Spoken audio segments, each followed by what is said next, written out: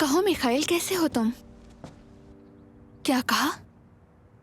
पहुंच गए हो? मैं नीचे आती हूँ।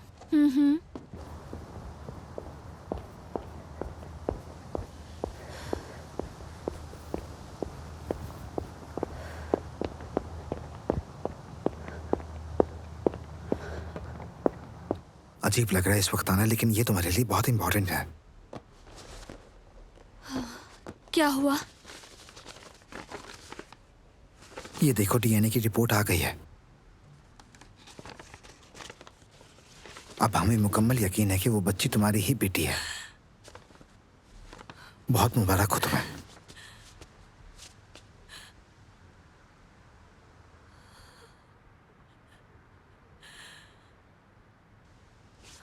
सुनो, अब सब ठीक हो जाएगा।